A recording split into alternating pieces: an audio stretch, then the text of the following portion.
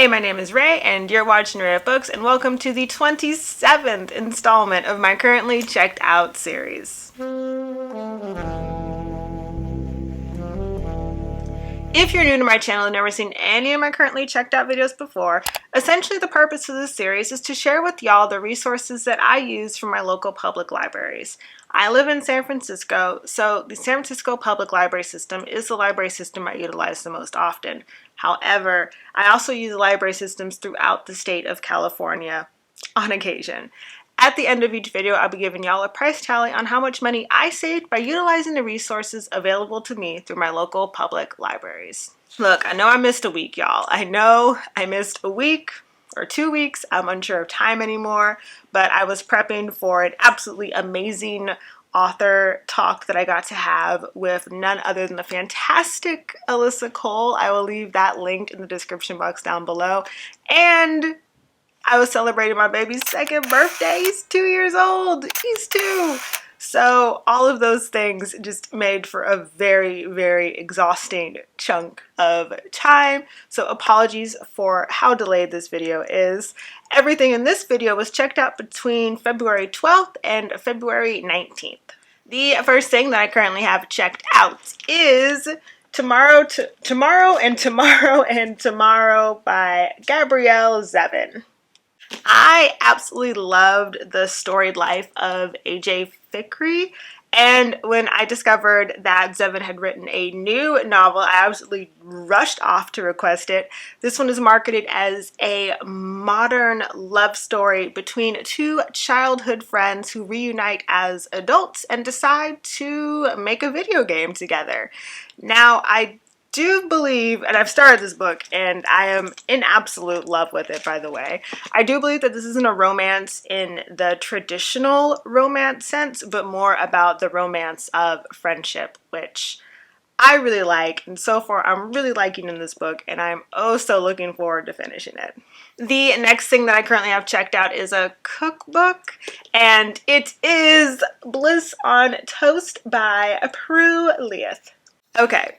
I know how to make toast. I know how to put things on toast. However, the reason why I checked this one out is because I am deeply curious as to what bougie a white lady toast looks like, and this book did not disappoint at all in the bougie white lady toast factory. So, it seems interesting. I don't think I'm actually going to make anything from it because it all seems a little bit too complex and a little bit too hoity-toity for me, but the photographs are beautiful.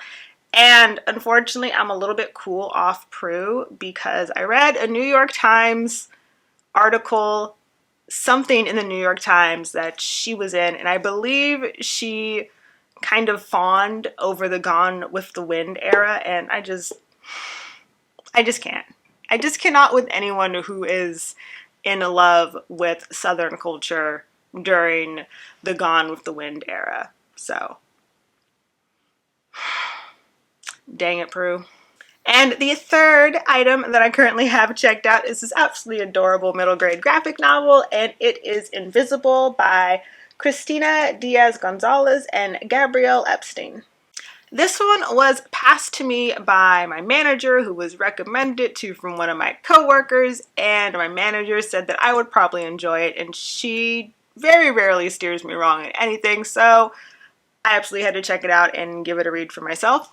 I haven't gotten around to it yet, but it's about 5 Spanish-speaking middle schoolers who are trying to complete their school's community service hours. And as they're trying to complete these community service hours, they encounter someone who desperately needs their help, and they have to make a decision whether to share some of their innermost secrets in an attempt to help this individual, or to hold their secrets close and kind of remain invisible. It sounds like a really, really, really touching, adorable middle school story.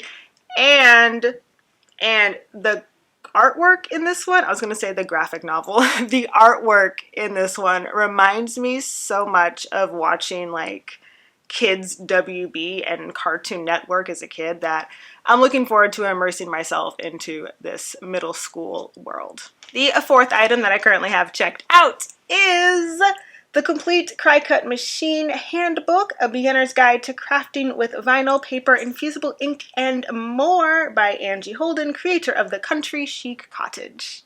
I got a Cricut or a Cricut or however it's said for Christmas, and I am 190,000% overwhelmed by the whole thing. I wanted one. I love the idea of having one. I have ideas for things that I want to do with it. However, I have no idea where to start, what to do, what to make, any of it. I did the little tutorials that it comes with, but your girl's still a little bit lost. So I'm hoping that this book will give me a little bit of inspiration, some ideas, give me some nice easy tutorials to like kind of start with and play around with. So yes, if any of y'all have one of these fun machines, I think I have the Explore 3. I think it's the Explore 3. Let me know what some of your favorite resources or content creators or books are about how to use these Cricut Cricut machine things, because your girl wants to learn. It's on my spring to-do list. The last two things that I've currently checked out are both ebooks, the first of which is via Hoopla, and that is The Green River Killer, a true detective story by Jensen and Jonathan Case. I checked this one out because I have a morbid fascination with serial killers and true crime documentaries and murder mysteries and what have you. It's probably something that I should seek some kind of therapy for, because I do believe that our culture's, American culture's fascination with these things is a little bit sick and twisted, but I feel like I kind of do the whole serial killer thing to learn how to not get got. It's kind of like a tutorial for me where I'm like, ooh, see, that's how them people got caught. I ain't gonna get caught the same way. So it's research. Anywho, I digress. I already finished this one and it wasn't as good as I wanted it to be. I'd give it 2 out of 5 stars, which means it just wasn't for me. I wanted a little bit more about how being like a family man while hunting down a serial killer can affect your home life, but it wasn't anything like that. It was just kind of a very cut and dry graphic novel. I'm pretty sure that it's gotten great acclaim elsewhere, but it wasn't for me. And the last thing that I currently have checked out is via Libby, and it is Daughters of Jubilation by Carly Corthron. This is a fantasy novel set in the Jim Crow South following a teenager named Evelyn, or Evie for short. Evie has 2 younger sisters and an overworked single mother that she's attempting to take care of. She also has her longtime crush finally gearing up to make their move, and Evie's magical powers are growing. Evie has what her family calls a Jubilation, and it is a magical ability that's been passed down through the women in her family since slavery. Now, the reason why I checked this one out is because Vina over at Miss WOC Reader and Shay at Shay with the Hobbies are doing a readathon for this book throughout the month of March. And first of all, if y'all have not checked out their channels before, I strongly suggest you do. I am always in awe at how articulate and well-spoken Vina is and how she gets her points down so precisely and so fluidly. Obviously, I want to be able to do that myself. However, I'm a rambly mess, but she is just an amazing video content creator. She's just an amazing person to follow. So definitely go and subscribe to her channel.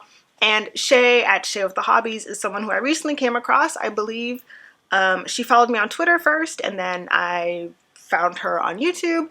And I love her energy. I love her spark. I just love the charisma that she brings to her videos, and I'm oh so looking forward to seeing more videos from her. So I will leave their channels along with their announcement videos for the readathon for this book in the description box down below, of course. And definitely go and check them out because I'm really excited about this readathon, and I very rarely participate in readathons, but I'm looking forward to participating in this one. And that's it. Those are the 7 items that I have currently checked out. And of course, the big question, as always, is how much money did I save? Well, I'll have you know, I saved a total of $88.84 this week. This number might be slightly skewed since I could not find a logically priced edition of the Green River Killer anywhere, so I left that one off because I couldn't find it. So I wouldn't have bought it if I couldn't find it. And of course, this would not be a currently checked out video without me asking y'all some questions. First of which is, what do you currently have checked out? And if you don't have anything checked out, you want to keep that information private, or you're just not a library user, let me know what one of your crafty hobbies is.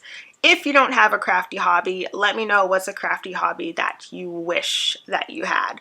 For me, my crafty hobby is slowly becoming like messing around with like that Cricut maker and doing like paper craft things. So yes, that's both my hobby and something that I wish I was good at. So fingers crossed it actually happens. And that is it for this video. Thank you so much for watching. If you enjoyed this video, please give it a thumbs up.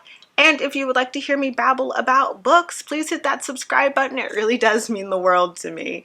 I hope everyone is having wonderful days and reading wonderful books, and I'll catch you in the next one. Toodles!